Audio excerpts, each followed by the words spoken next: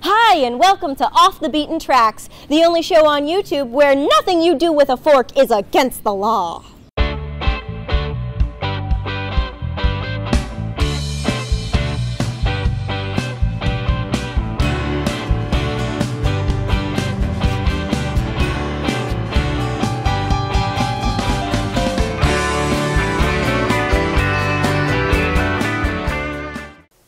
Hi, and welcome to Off the Beaten Tracks. I'm Roxanne, and today we're talking with a true musical madman, Robbie Rox. Hi, Robbie. Thanks for coming in. Hi. Oh, thanks for asking me. We're going to have a look at some of Robbie's albums, starting today with the first one, Construction Site. Now, when did you record this one? That was recorded over a period of 4 years, actually. Goodness. In 1974, I believe, I was managed by H.P. and Bell, Paul Hofford, Skip Prokop, and Bruce Bell from the Lighthouse guys. They started an agency, and they brought me into a Thunder Sound in my band, and because they were really excited about the new thing we were doing, they recorded a demo there. That was supposed to be a demo, but Thunder Sound Studio was an excellent studio with excellent engineer, and so it was all mixed, and they shopped it around to try to get a record deal at that time. Nothing happened because it was so different than what we were doing. So what happened is that the tapes sat around for quite a while. By that time, it was like 1976. I had started the horn band. I was playing live at the Midwich Cuckoo quite a bit down on Jarvis, if anybody remembers that place. Oh, I remember. We did a live recording down there, recorded by David Morrison, who at the time had the Skira on 4 tracks. So we had a really good live recording, and we took the recording that we did over at Thunder Sound. Then I picked up a manager, Jim McConnell, who was at the time who was managing a band called Horn and a Downchild Blues band, actually. And he decided to try to represent me, and he says, we got to put an album out. And so we got the tapes from Thunder Sound, because they were just sitting there in a vault. They were on the 2-inch masters. And then he got that together, and we went into Phase 1 studio with Alan Duffy, who was at the time helping produce. And Al Duffy, the A side is all Thunder Sound, and we added tracks to it. We even put horns on it. We added vocals on it because they were open tracks, right? There were 16 tracks. So what they did is they at the time Phase 1 was 16 tracks. They bounced a bunch of tracks around like they used to do back then before 24 track or any multi-track. And they added tracks to the first side, and then the B side was all done on 4 tracks, a 4-track master, so it was a master of quarter inch. So then you bumped a bunch of track around to add more tracks, and we souped that up. So basically, we stitched together an album that turned out to be a really good sounding, interesting album. It just has a bunch of different interesting sounds coming out of it. When I was looking at the liner notes for this particular album, I noticed that there's a bunch of Theodores. M. Theodore, R. Theodore. Now, I know your real last name is Theodore. Are these other Theodores your brothers? Those are my brothers. John Theodore's keyboards, and my brother Michael Theodore. At the time, didn't play bass. He was younger than us, about 6 years. So Mike was playing percussion. He was very rhythmic. We were a very musical family. And so he was playing percussion. We just got him in there somehow. He was playing some shakers and percussion. So it was a real family affair. Yeah, it was very much a family thing. Very much a family thing with the 3 brothers. But then we had, on this also, we had a good friend of mine, John Hobbs, who became a good friend, and the late Gordy Hobbs died of leukemia really tragically about 2 years after that, was lead guitar on here. Well, this was released on Bent Records, which was a label that I had put together with my friend Alan Wayne Scott. My idea was to call it Bent Records. And right off the bat, Records on Wheels bought a whole whack. I think 1,000 of these were printed off the bat. And Records on Wheels took 1,000 of these. I mean, we went over to CFNY, which is a house at the time in Brampton, and we were greeted by Keith Alshaw, who happened to be putting the garbage out in the back. Like, that's what radio station was back then. So, of course, Keith Alshaw hadn't heard of Robbie Rox yet, and so we left him at the back door near the garbage, looking at it, just amazed, going, oh, wow, okay, this is something I can dig my teeth into. And they did. He says, I'll play some cuts out of it tonight. Those were the good old days, right? I'll play some stuff tonight, and I'll turn it on to the other jocks. At the time, Dave Marsden was the head of that. I'll turn it on to Dave. And CFNY was just this fantastic station that did great for us and supported us for years. Now, you mentioned that you did have a single that came out prior to the... Well, this came out in 1976. Now, this was produced by Paul Hoffert and Bruce Bell from Lighthouse. At the time, we had broken up our relationship as management artist. And I called him up one day and I said, Paul, I got a horn band I want you to listen to, because I started a horn band. This was after I recorded that first band, the very first band that recorded at Thunder. He said, come down. So he came down and listened to it. It was a horn band, and of course he liked horn bands because Lighthouse was a horn band. And he came down with Bruce Bell, and he came into the Factory Lab Theater where we were actually recording down on Adelaide Street there. We got a really good deal to record in there. And he came down, and he says, I've never heard anything so good. He said, let's do a record. The A-side was doomed to a catchy tune, which we wanted to make a hit. So it had a hit potential. But the intros to the songs had these kind of like, these really strange voicing. The horns had this voicing that was in a different, that came out differently. And then we went into this, we used a cheap Farfisa organ to make it sound like a late 50s. And then, of course, the horns were there. And it's a hot little thing. And the B-side is this extravagant, I forget how long this is. I think it's about 13 minutes long. We used to write a lot of long songs. World Say Thank You Please, which changed from section to section to section. I always wrote music in journeys. I start here and end there, right? So that's that recording. But the very first recording to prepare us for all this, I just want to mention, was Captain Audio in Hazelton. The Hazelton there was one of Ben McPete's studio. And we did a demo there that turned HP and Bell on to us to eventually get to these things, right? So Hazelton Studios was a 4-track analog. We came out of there. We went in there all by ourselves. We put our pennies together. We went into Captain Audio, and you know, it was the first time in a studio, and you know, you hear yourself coming out of speakers, and it was a good little studio too. It was a great studio. You just had to mix more on the one track because you only had 4 tracks, so you had to get as much in as you could. In every song you write, as you said, they're journeys. But it seems to me that you do seem to pluck bits from each of these different influences and then massage them into something that's, to my mind, almost has a musical arc. It seemed kind of logical to me that you would call this construction site. Can you tell me why you chose that title? It was almost like it was the beginning of building this project. It was it was a construction site, and at the time, they had just built the CN Tower, if you remember. Yes. Right. And so this actually was not my idea, that this whole album cover. I'll get to that, but construction site, and also I worked construction quite a bit as a laborer as I was going through school. When I went to university and I was going through high school, and when I was trying to decide what I want to do with my life, I worked construction, and being on a construction site is a real experience. I mean, it's a pretty tough nut thing, you know.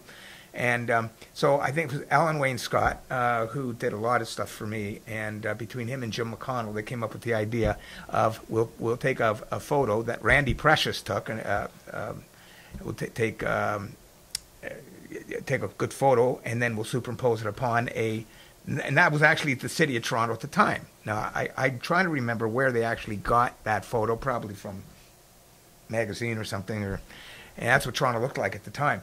So the construction site, and so I kind of mixed it in with the fact that it was the beginning of time of my whole journey, really. Even though I'd already been doing it maybe 2-3 years, but it was the first product, and also mixed it in with my lyrics would swing from reality to kind of the past. Working on a construction site, in fact, I even had dialogue that was being used, like you know, on the site, and how you were treated, and I go through this dialogue thing. Then I switch. The biggest thing I was trying to do ever with Robbie Rox is do something musically that nobody had done. I'd say you succeeded there. Yeah, but I wasn't like trying to be different. It's just like I had this idea in my head that I got in Quebec. I was living with a girlfriend in Quebec City.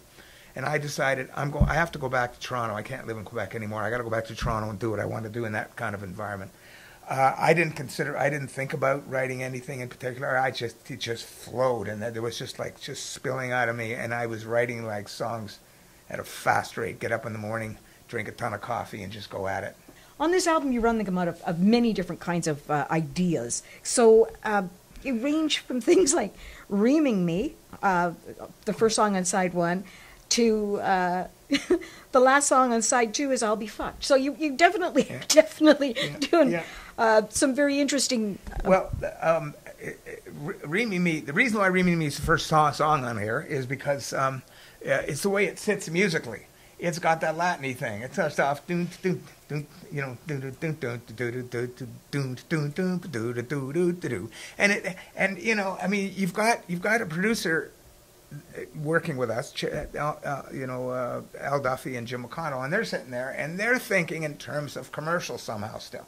They're thinking, how can we turn all these ideas into, how can we get people off the ground with this? You hit them with something musically that is not going to go down easy. They're not going to listen to the rest of it. So they took a Latin-y feel, and then it goes through, and all of a sudden it goes into this rock feel. It goes into the rock, and that's my doing, you know, just bam, bam, bam, but then we're switching feels all the way through it. And on a live gig, if we're doing a live gig and we're badly booked, if we're booked in, which we have, I've had stories coming, you know, about being badly booked at a gig, like not the right place for us. If you're playing a place where people are trying to dance, you're throwing them all over the place. They just want to attack you by this point. You know, by the time you hit the second, you know, then we're into rock and roll, and it's rocking. So that song has got the two pieces. I'm just trying to think, and or just briefly go to like, Trauma was more of a song that we did we did it at Thunder Sound Studio, and we just added to it a bit. That was recorded. Reaming Me was done the whole first side is Thunder Sound with the first band. The World Is Mad is probably the most popular song on here because it's got the boop beep like that was my 50s influence, you know, you know, and it talks about how the world is mad, and it's kind of an innocent song. There's no it doesn't you know, no bad language on it. Like there is a little piece of bad language that comes out in different songs. Reaming Me, just going back for that for a second. I mean, the whole process of reaming is it's more it's a factory process. Where, you know, in fact, I worked at General Gear for a while till I got too depressed and I had to leave. I remember I was a kid and I was trying to work in this gear factory, and the reaming is the thing. But reaming is also it's got a sexual connotation. Connotation to it. Not a nice one, but back then I didn't care, and and it's not a word that anybody knows, so it doesn't really stand out at you. But and I was writing about, I wasn't having a good time. I was very alienated. I had finished university. I wasn't happy there. I was going to be a high school teacher like my father. I didn't want to do that. I was very lost, and I was writing these songs. And Reaming, when I said Lord, you know, I mean, I was brought up as a Roman Catholic Italian kid, and we went to church. Now, I wasn't sacrilegious or anything, but at that time I figured, no, you're not helping me. You know, I had this attitude, you're not directing me. You're not doing anything up there. You're just letting it go, right? You're not saying, Rob, you should go here. You know, you're not taking care of me. But that was my attitude at the time. So I talked about trauma is trauma. You know, it's just talking about trauma. World is Mad is kind of cute. Like I said, it's just, the world is mad. It's very mad. And some people like it. How can you like it? Some people actually like life. Like at that time, I was thinking, how can you be so, what do you like so much about it? You know, that's my thing. And I was also listening to Zappa at the time.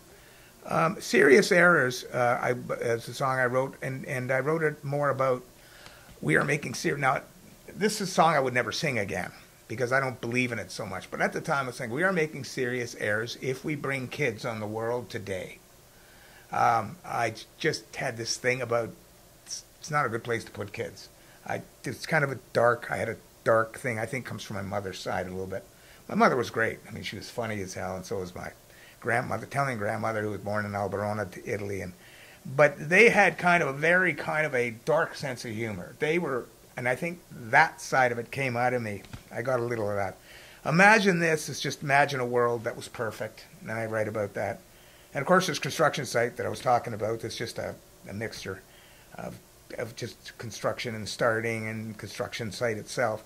Reynolds Excavation, I have a good old friend, Bob Reynolds, who started a business called Reynolds Excavation. It was I just wrote a song about it. Just an absurd. Well, it fits with the constructions. Yes, exactly. It's an absurd business he had. He was putting in septic tanks or something, and I helped him, and I almost got killed on the job once.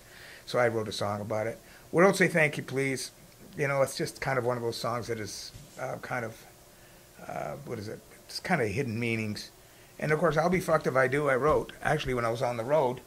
I was driving from Toronto. Our first gig was, we were doing an Eastern tour, and our gig was in Edmundston, New Brunswick, which is south of Rivière-du-Loup, about 100. And I was driving with the guys in the van, and I just thought about what I was doing, and we're going to enter into this club, and I don't know who's going to like it. I don't know how it's going to go over. And I got a whole story about that at some time, talk about. And I just wrote, but I'm going to do what I want to do. And people tell me to write hit songs, to do things, something that was a painful trip, to do something less painful. And I was singing these lyrics kind of in a melody, and I said, but I'll be fucked if I do. You know, I mean, I just said, I don't care. I'm not going to give in to... It's your middle finger to the world. Yes, at that time, I was doing that. Yeah. So that all of these songs are your babies. They're personal and they mean a lot to you.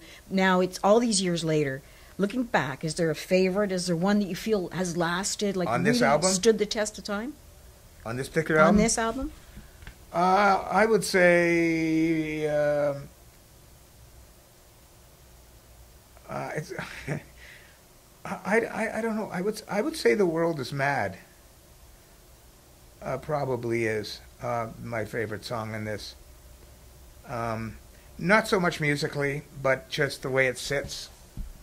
Just a bit, because I think everybody can enjoy that song. I've had it remastered recently because it was going on to a page or a group, a sound. What do they call it? Site. It was going on to a site.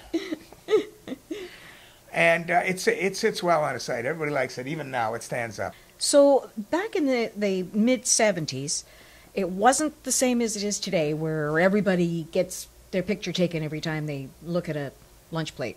It was difficult to get any kind of video happening because it was still, like with the recording, it was still a very expensive process. But you were lucky in that in '76 you managed to get on Rainer Schwartz's wonderful musical program, and they videoed you performing songs from this album, including the title track. What was that like? I remember the first thing we did was record, do a construction site. We did a whole 2 hours on Rainer Schwartz show. We did a whole 2 hours. I have the full thing actually. We did a first, and we went to record once, and I think we went in a different day to do another hour, and then they clipped it down from there. And Rainer was sitting there in the studio because he wanted to get an idea of what it is he was going to be, what it was, and who it was he was going to be interviewing. And then we do the Rainer Schwartz interview, and I just remember going into his interview dressed the way I was in this weird cutout tuxedo that I don't know whose idea was. It was half mine, or I can't remember now. It was just a weird, like a penguin suit tuxedo. Yeah, different colors. Open front, with my hairy chest hanging out and all that. So, and Rainer was good. I mean, he did his homework, and he's a very smart guy, and he was dealing with interesting things. So he asked me. I can't remember the questions he was asking me, but they were just intelligent questions about how did you get to this? Well, there was two things I took away from that construction site video, which now this is one was what somebody had written as a comment that they had never seen anybody successfully channel both Frank Zappa and Flo and Eddie simultaneously. Because there's such an interest, and the other thing I think that drawing on the Zappa thing, it was so interesting to watch the way you basically conducted your horn band. Well, the conducting thing, these guys were horn players, so they were used to conductors. I mean, they studied they studied at Humber, and they had teachers going like this. I didn't really have to conduct them as much as I did. but for some reason it's always very helpful. It's almost like the Toronto Symphony Orchestra. You know, if you watch them playing, they're, you know, watching the conductor, their eyes are going back and forth to the page. And the conductor, sometimes you wonder, do they really have to watch the conductor? I think these guys have it together. They got good time. Their timing's good. They got the page in front of them. But I think it's a reassurance for them. I did the conducting mostly for show. I would, you know, when I knew where all the cymbal shots, the drummer would hit the cymbal shots. It was like high energy music, so I would be doing the cymbal shots. I would direct the band and do this, and I do a lot of dynamics. We always talk dynamics, like, you know, bring it down, you know, when there's lyrics being done, and bring it up. That's one thing that is important when you're conducting. You got to remind the band to come down sometimes. Even the most professional guys, they're just cooking away, you know. Meanwhile, there's a singer there saying, I got to deliver this show, and I need you to come down a notch. Otherwise, it's just going to sound like a you know, a locomotion, just a train going, you know, through it. So the conducting was a lot of it was show. A lot of it was show, and a lot of it was energy. It gave energy to the band, and they had an eye on me the whole time. And of course, beginnings and end. And some of these songs didn't have a definite ending to them. They could go on a few more bars, or if I felt like I wanted to hold my voice longer at the end, because I used to hold my voice like a high voice right to the end of the song, and then they would see a hint of me turning around, like the whole body language was very important. And turning around, they could see, he's coming to an end, thank God, you know. you know, come on, guys, 3 more minutes of anyway. So I'm turning around. You're turning around, but you know what, jumping, and it's just also, it just gives everybody. I think it's an energy injection of energy into the band. In fact, before we used to play a gig, we used to, you know how football players or hockey players go, yeah, come on, okay, let's beat these guys. Blah, blah, blah. We were all shooting each other up, like pretending we were shooting each other up with energy, you know. We're like, you know, going like this, come on, let's go, let's do this. You know, we're all going, you know, we're roughing each other up. Let's get excited, let's get energetic, and let's really throw this thing out there. So we were really, really an energetic band. I mean, we were so energetic, it was crazy. I was sweating to death, you know, especially back in the day when you're playing in the summer, and they had no smoking laws back then, so you're not only are sweating, especially low ceiling places like Larry's Hideaway, you're not only are you sweating, you're collecting, you know, you go home at night and you just stink. I mean, you collect nicotine. Well, so we were a very, very, very high energy band, and I think that the conducting contributed to that. Your music is quite complicated with this, as I said, this musical arc. Did that mean that you had to hire people of a higher caliber of performance, people that had, as you said, been to Humber, people that could read? Was it necessary, or did you just sort of bring everybody along and see how it worked out? They were all professionals. They'd all done. Anybody who came in the band, even the first band, they came off of off the road doing show band stuff. So they had to be organized. They had to be professional. They had to know what it was about to be in front of people and blah blah blah. The first band was all ear, and when I think about it now, what a job! I mean, we had a whole 2-3 hours of music with me sitting with these guys, showing them all these complicated changes. And we lived together in a house, 2 Sykes actually. The house is still there in Weston. I drove by it not that long ago. And we all lived together in the house, so we rehearsed every night. So I would show them a song, and we'd learn a song a night.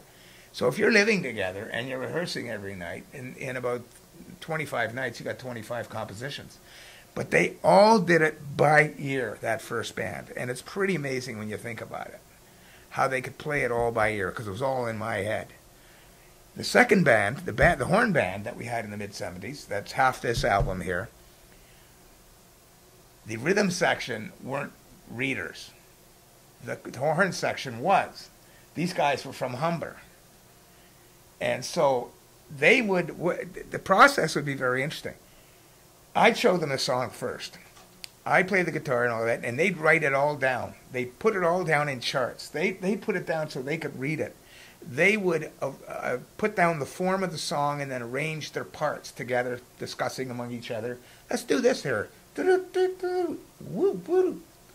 You know, they would write everything down that they needed so they could just read it.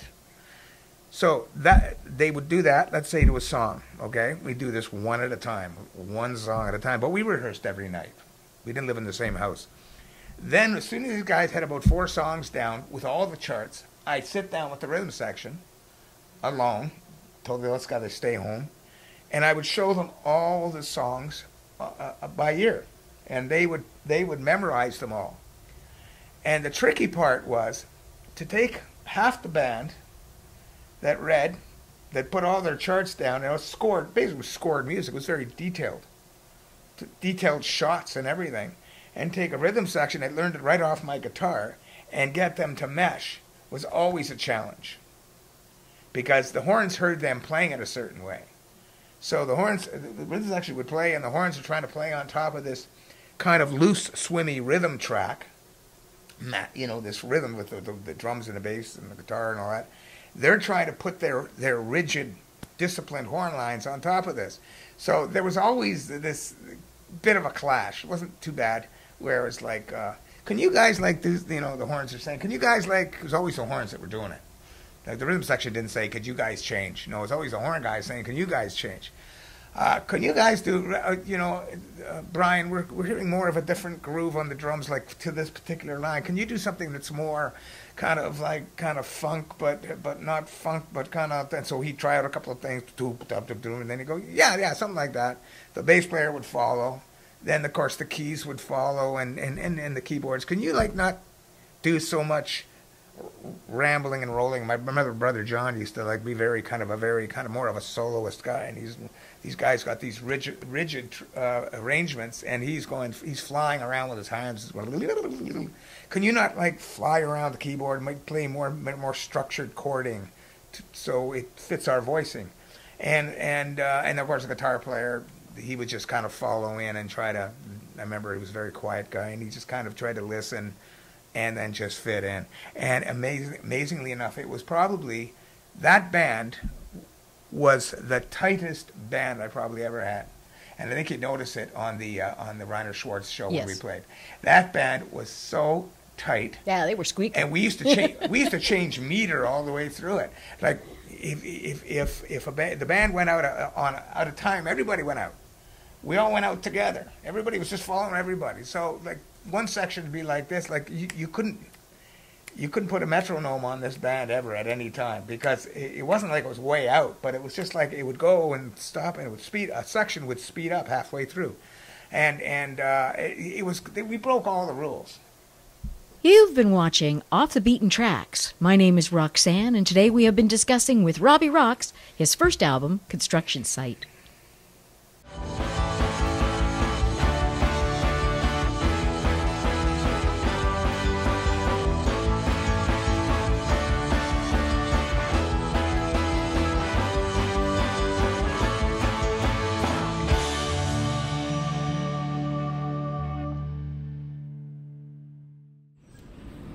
Do you suppose cats ever get pissed off? You know, having to do it doggy style.